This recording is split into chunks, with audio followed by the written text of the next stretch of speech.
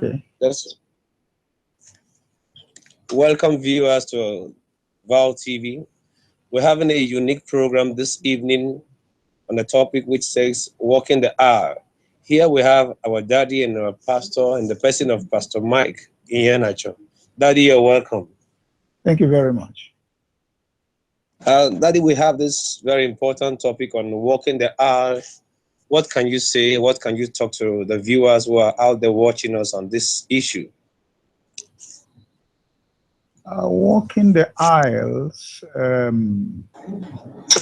has to do with a kind of marriage program. That is when a young lady has come all the way from spinsterhood and the young man had come all the way from bachelorhood, and the two of them have gone through the protocols of marriage and have decided to get married. And so the marriage proper, the solemnization of the marriage proper is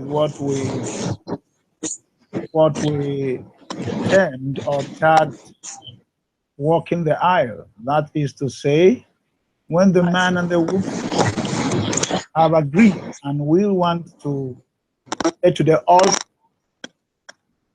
to solemnize their marriage vows, exchange their marriage vows one to another. That process, that principle of for the entire congregation, aisles in the church between the pew and walking to the altar. That's what we termed or tagged walking the aisle. Just that. Okay. Okay, so can you tell us a little about the preparation before going to the altar? How the young people who wants to go to the altar, what they should know before they go to the altar? Well, the Bible really says, which is the basic manual for marriage. The Bible is the basic manual for marriage. Why I said so is that the marriage institution, how it began, we can find the record in the Bible. And so when you talk about marriage, the Bible is the manual, is the guidepost. It is a basic constitution, the basic book of reference for marriage. And that Bible says that marriage is honorable in all, obeyed undefiled. Whoremongers and adulterers, God will judge. And so, when anybody wants to take a bearing, not to take the bearing from God, Scripture says, he that finds a wife finds a good thing and obtains favor from the Lord. And so, that means that marriage begins by trying to find. The man will need to find the wife. And when you have found the wife in a Christian setting,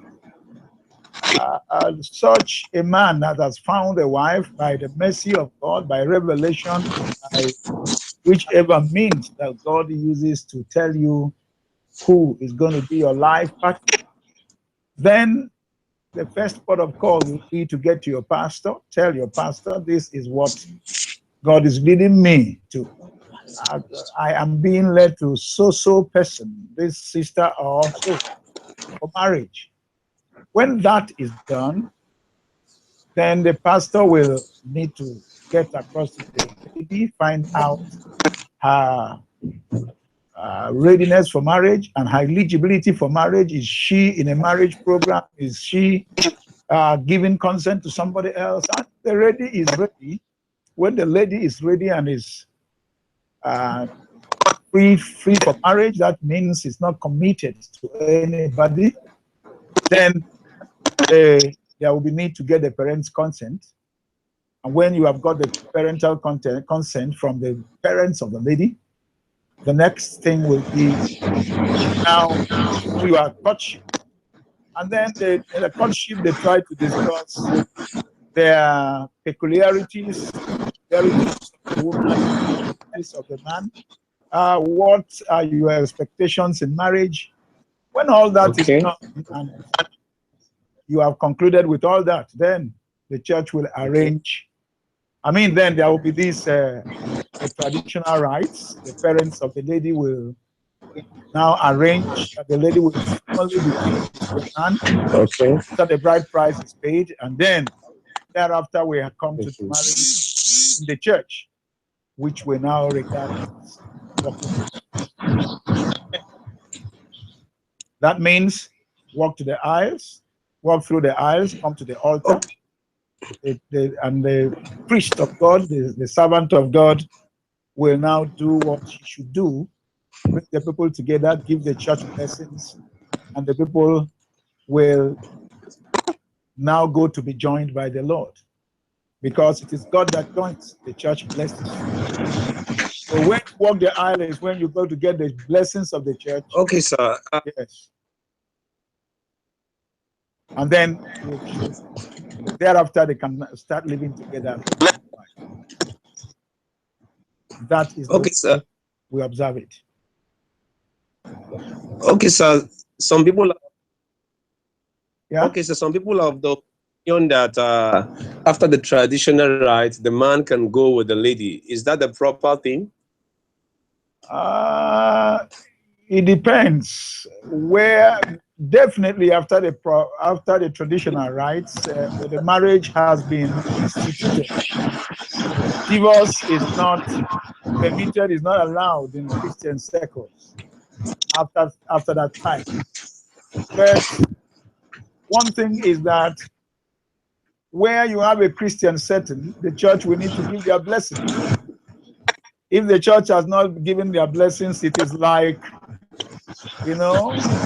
when God took Eve, when God took a rib from the side of Adam and made Eve, God needed to bring Eve to Adam. And so when Adam saw Eve, he recognized her to be the flesh of his flesh and the bone of his bone. But they had blessings from the Lord. God gave his blessings. So at the traditional marriage, traditional rites, the parents of the woman, they give their blessings to their daughter, like Laban gave to Laban, and the family gave to Rebekah when she was married to Isaac under the embassy of Eliezer. But then we believe that after the people have received the family blessings, that it's necessary to receive the blessings of the church. And until that is done, it is not acceptable Christianly, that is in the Christian circles, proper Christian circles, to have the people come together and start living without the church blessings. It's not advised. Some people do it, but in Christian circles, it's not the best and it's not advised. So Okay, thank you, sir. Actually the need for the church blessing before we start living together. But you did ask a question. You said, can the lady return with the man?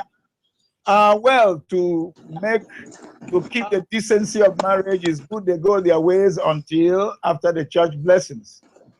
Not to return with the man, because we are still the flesh. Anything can happen. The marriage. Okay. Okay, thank you, sir. We'll be right back to you. Thank you for being with us. Thank you very much. Thank you.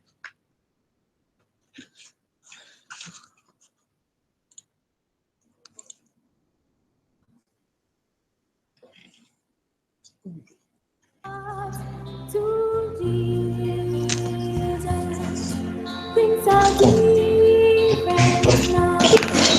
I was changed in His spirit when I gave my heart.